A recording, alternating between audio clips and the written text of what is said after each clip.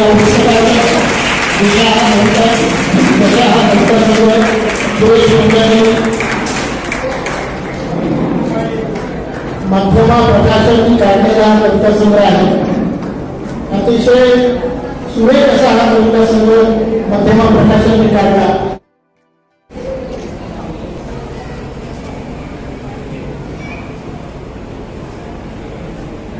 प्राध्यापक एलवी ढोके, अनुवादक मला वाटते महाराष्ट्रातील हा पहिला प्राध्यापक असेल जो खरा विज्ञानवाद मानतो.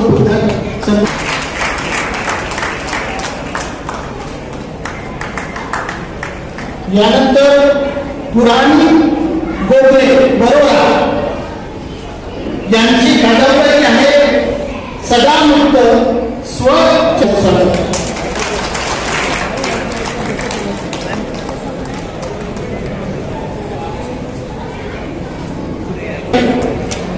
यांचा आठवणीचा स्पर्श. मी सुरेखांत मुंडाळेंना विनंती करतो की त्यांनी सुद्धा यावर त्यांचा आठवणीचा स्पर्श या पुस्तकाचं प्रकाशन होतं. आठवणीचा स्पर्श सूर्यकांत मुंडाळे.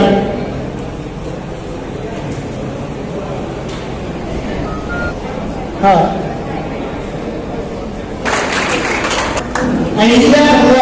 22 प्रतिज्ञा यांचे 22 प्रतिज्ञाचे अंतर्ज्ञान या पुस्तकाचं प्रकाशन होत आहे.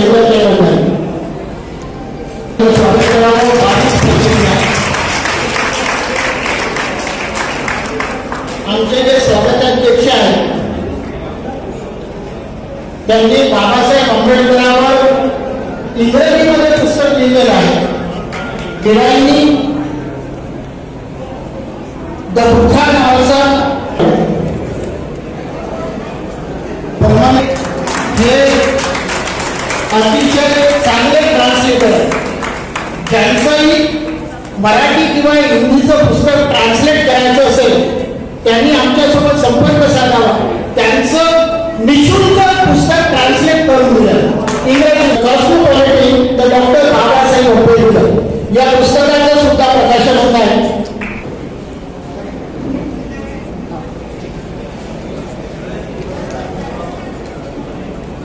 हा प्रकाशनाचा सोहळा इथे संपलेला आहे. इंग्रजीमध्ये साहित्य आलं पाहिजे यासाठी आपण बागडे सरांसोबत सुद्धा संपर्क साधला आहे. त्याचे सुद्धा अनुभव तुम्हाला मिळतील. मी या संमेलनाचे अध्यक्ष यांनी वैचारिक लेखन केलेलं आहे. कवितेच्या संदर्भात त्यांचं अतिशय ताकदीच्या त्यांच्या कविता आहेत आणि या साहित्य क्षेत्रामध्ये कुणाचीही मुरवत न करता स्पष्टपणे ते लिहत असतात, स्पष्टपणे व्यक्त होत असतात. आम्हा घरी घन हा निवडक कविता संग्रहाचा आस्वाद त्यांचं पुस्तक आहे. दिशा नावाचा कथासंग्रह आहे. युद्ध अटळ आहे हा कविता संग्रह आहे. धम्मदारी निवडक ग्रंथांचा आस्वाद. समकालीन आंबेडकरीवादी साहित्य प्रवृत्ती आणि प्रदूषणे हे पुस्तक त्यांचं आहे. आणि पॅन्थरच्या चळवळीत काम करत असताना पॅन्थरच्या चळवळीची स्मरणिका याचं संपादन त्या माणसांनी. मी जास्त वेळ न घेता बराच वेळ झाला. मी अध्यक्षीय भाषणासाठी आदरणीय डॉक्टर प्रकाश मोटे यांना पाचारण करतो.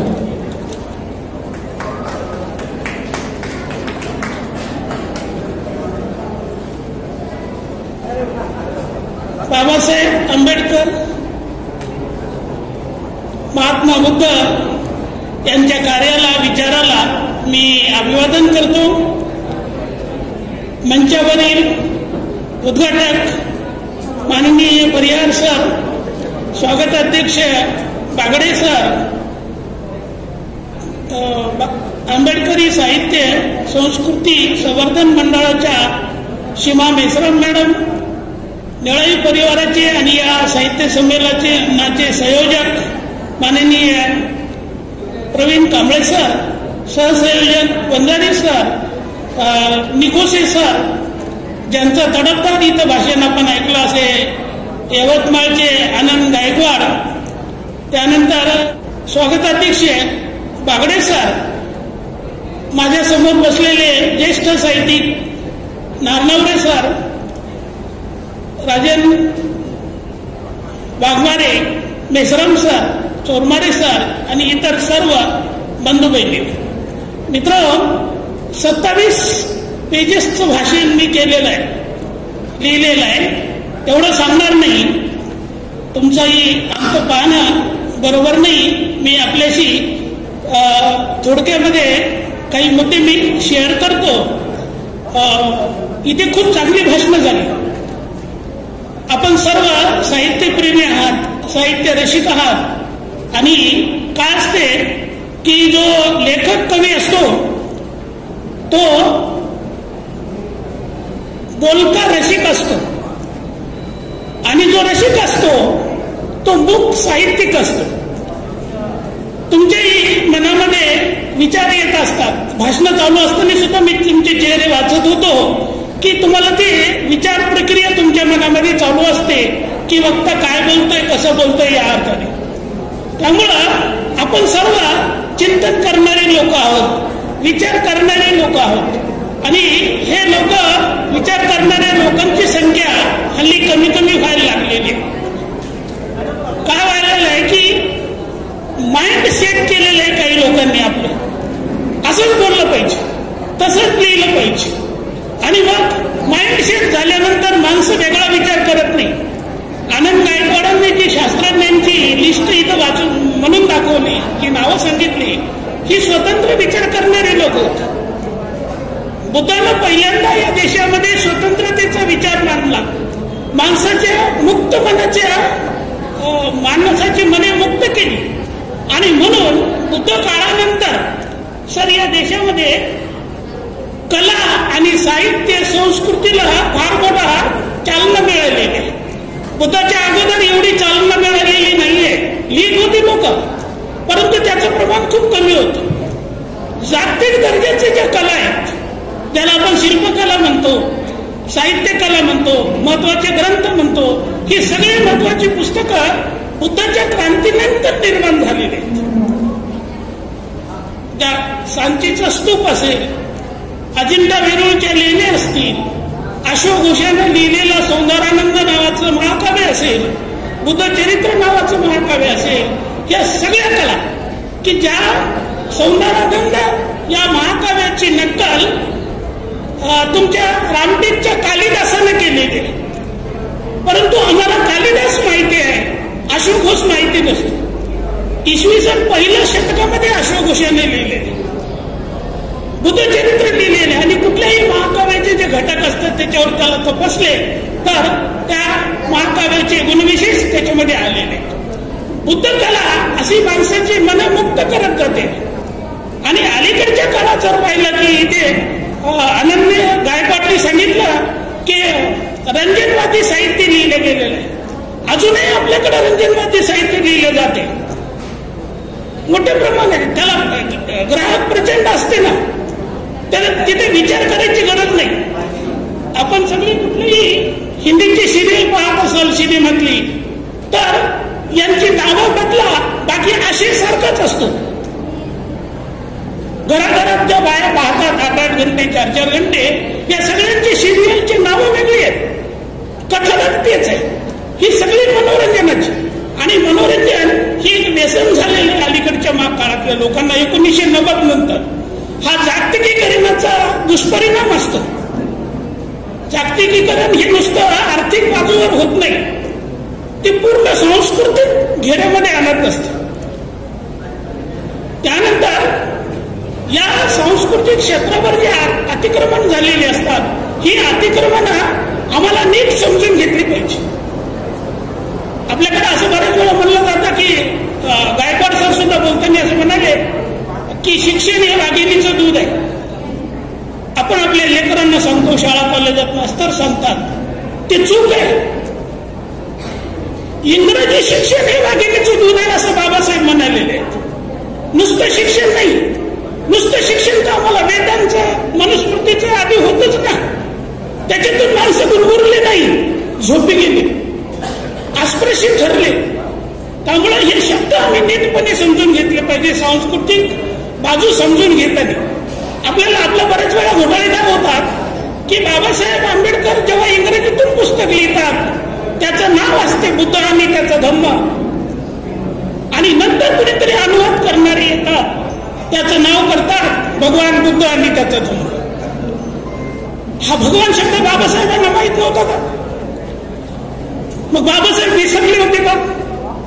चुकले होते का? त्यांचं आकलन कमी होतं का? त्यांना का नाही भगवान हा शब्द लिहिता? आम्ही या बारीक सारी गोष्टी समजून घेतल्या पाहिजे, कारण सांस्कृतिक शिकार आमची या अँगलनं होत असते. छोटे छोटे शब्द असतात, आम्हाला कळत नाही. या प्रत्येक शब्द आम्ही असं जपून वापरला पाहिजे. वामनदादाची गाणी असतात ना, बघा तुम्ही, उतरली कोटी मुळे भीमा तुझ्या जन्मामुळे. याच्यातल्या उतरली शब्दाच्या जागी कोणताही शब्द टाका, तुमच्या गाण्याचं तोल बिघडतं. कोटीमुळेच्या जागी कोणताही शब्द टाका, गाणं बिघडून जातं. हिऱ्या मोत्यांसारखे शब्द वामनदादा कर्डकांनी निवडून घेतलेले. तुमची आमची साहित्यिकांची जबाबदारी आहे की आम्ही आमचे शब्द असे निवडून घेतले पाहिजे. बाबासाहेब आंबेडकरांनी ॲनिहिलेशन ऑफ कास्ट शब्द लिहिला. हा ॲनिहिलेशन ऑफ कास्ट शब्द बाबासाहेबांच्या अगोदर भारतीय इंग्रजी लिटरेचर मध्ये नाहीये.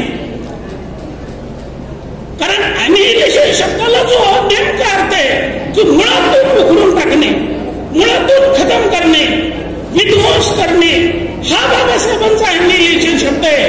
आणि नंतर तो नेहरूजींनी वापरला. हे जे प्रकार आहे आम्ही समजून घेतलं पाहिजे. आम्हाला एवढं मोठं कल्चर आहे, बुद्धाचं कल्चर आहे, बाबासाहेबांचं कल्चर आहे. त्यामुळं आम्ही फक्त वाचायची आमची तयारी पाहिजे आणि ते समजून घेण्याची तयारी पाहिजे. आनंदरावचा अजून एक मुद्दा महत्वाचा होता. या बाबासाहेब म्हणायचे की आमच्या देशात व्हॉल्टियर का निर्माण झाला नाही, आणि याचं कारण बाबासाहेबांनी सांगितलं. सर, व्हॉल्टियर त्यामुळे निर्माण झाला नाही की इथला इंटलेक्च्युअल जो ग्रुप आहे तो लॉयल नाही, तो प्रामाणिक नाही, अप्रामाणिक आहे. सर म्हणल्यासारखं हे संमेलन झालं 23 तारखेला, आणि पुढच्या आठवड्यात जर इथे एखाद्या बाबाबुवाचा काही कार्यक्रम झाला, इथे होणार नाही हे बिहार आहे, पण मोकळ्या मैदानात झाला, तर या संमेलनाला उपस्थित असलेले लोक तरी किमान तिथं राहू नयेत 1000. एवढा प्रामाणिकपणा बाबासाहेब आंबेडकरांचं नाव घेणाऱ्या समाजामध्ये तो असला पाहिजे. तेव्हा व्हॉल्टियर निर्माण होतात, मुखजोगी नाही होत. इंटलेक्च्युअल जो बुद्धिवादी वर्ग आहे त्याने आपली भूमिका स्पष्ट केली पाहिजे. आपली मतं कुणाला पटो न पटो स्वतंत्रपणे मांडली पाहिजे. कोणी नाराज होईल का, कोणी मला भाषणाला बोलावणार नाही का, या क्षुद्र विचारकाही त्यांनी आपली स्पष्ट मतं मांडणं सोडलं नाही पाहिजे. नांदेडला आजच दलित साहित्यावर लिटरेचर आहे, सेमिनार घेत आहेत ते लोक. कसं असते सर की विद्यापीठाचे काही गाईडलाईन देणारी एक संस्था आहे युजीसी, आणि ही युजीसी काय करते, अनुदान द्यायचं असेल तर दलित साहित्याचे तुम्ही मेळावे भरवा, मग तुम्हाला अनुदान देतो.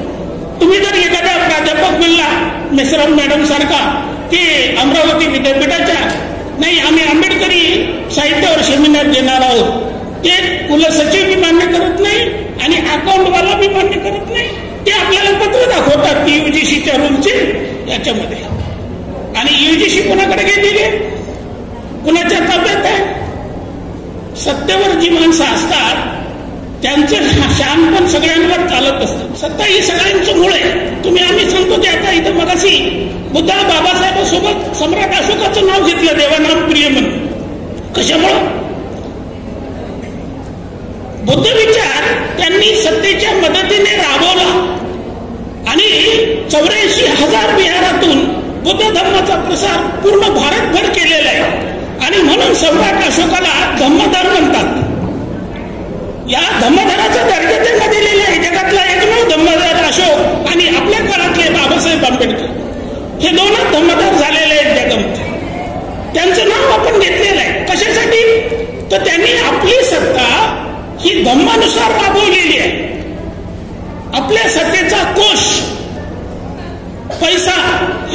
प्रसारासाठी वापरलेलं आहे. आणि आपण जर असं विचार केला तर आपल्याकडे काय झालेलं आहे की नेमकं सत्तेचं केंद्र हे प्रतिक्रांतीवाल्यांच्या हाती गेलेलं आहे. आणि बाबासाहेबाची, बुद्धाची, अशोकाची क्रांती करणारे आपण विरोधी पक्षात गेलेलो आहेत. आणि या विरोधी पक्षामध्ये सर म्हणल्यासारखे आमच्यात एकमत नाहीये. बाबांदादा सांगून गेले, सांगू किती मी दादा, एकतेने येथे नांदा, आज तुमच्या घरची भाजी, मीठ त्याची मिरची माझी, एके ठिकाणी रांदा, एकतेने येथे नांदा. कोण ऐकत? बाबासाहेबांचं तरी कोण ऐकत? नाही ऐकत. आपण प्रामाणिक नाही आहोत बाबासाहेबांची सुद्धा. असतो तर हे संकट आलं नसतं 2014च. ही प्रतिक्रांती आहे, पुष्यमूत्र शृंगापेक्षाही भयानक क्रांती आहे.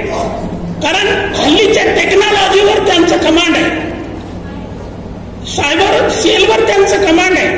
म्हणून ही क्रांती भयानक आहे. पुष्यमित्राची मॅनिप्युलेट होती. ही टेक्नॉलॉजीमध्ये एक्सपर्ट लोक आहेत यांचे, IIT, IIM मधले लोक यांच्या सोबत आहेत स्वयंसेवक. त्यामुळे भयानक संकट आहे. आणि हे आमच्या बेकीमुळे आलेलं आहे. मग अशी बनसोड सरांनी खूप चांगला मुद्दा मांडला की साहित्यिक आणि सामाजिक कार्यकर्ते हे दोन्ही चळवळीची चाकं होती, म्हणून गाडा सुरळीत चालायचं. मी म्हणतो साहित्यिकापेक्षा सामाजिक चिंतन करणाऱ्या, सामाजिक कार्य करणाऱ्या लोकांना अधिक मार्क दिले पाहिजे आपण. कारण ते जनतेचे प्रश्न सोडवत असतात. आम्ही कविता बसून लिहितो, परंतु जनतेच्या लढ्यात, मोर्चात सामील नाही होत. तिथे राजन वाघमारे जातो. मग त्याच्यावर दगडाचा हल्ला हो, काही हो, राजन पुढे राहतो. केसेस झाल्या, आपण जमानतीला सुद्धा जात नाही. कर्फ्यू लागल्यानंतर आमचे साहित्यिक लोक घरं खिडक्या बंद करून सांगतात आणि बायकोला स्पष्टपणे सांगतात, घरी कोणी आलं तर सांग, मी घरी नाही. बाबासाहेबांशी आम्ही प्रामाणिक नाही आहोत. प्रामाणिक असतो तर आम्ही बायकोला सांगलं असतं की माझे पोरं जेलमध्ये पडलेले आहेत इंदोऱ्याचे, मला त्यांना सोडवायला जायचे, घराच्या कागदपत्र घेऊन तो गेला असता. होत नाही. म्हणून रस्त्यावरची लढाई करणाऱ्या माणसांना आम्ही जास्त मार्क दिले पाहिजे. कारण आम्ही सुरक्षित राहून लिखाण करतो. फार कमी कवी लेखक असतील मराठीमधले की ज्यांना जेल झालेली आहे त्यांच्या लिखाणामुळे.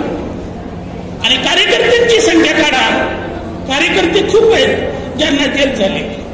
नामदेव ढसाळ असतील, राजाभाऊ ढाले असतील, ही माणसं एकदाच कार्यकर्ते होती, एकदाच.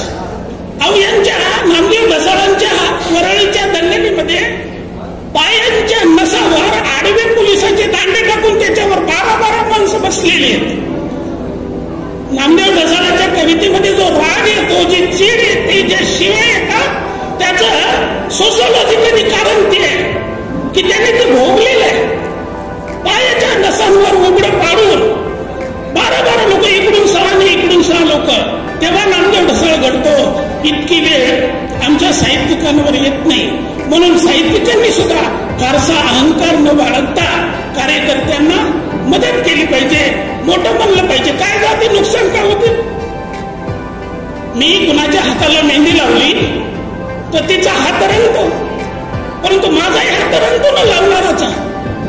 मग लावलं पाहिजे ना. इतरांना मी चोरमारे सरांना मोठं म्हणा ना, राजनला मोठं म्हणा, आणखी काही कार्यकर्ते असतील त्यांना मोठं म्हणा ना. कारण त्यांनी नामांतराच्या काळात असो की नंतरही असो समाजाचं रक्षण केलंय. इंदोरामधली 100 पोरं रस्त्यावर आली ना चौकात, सगळं शहर बंद होते. मोमीनपुरा नाही, सगळे शहर बंद होते. हा धाक, हा दरारा उंटकाना चौकातल्या पोरांचा आहे. तसाच यवतमाळ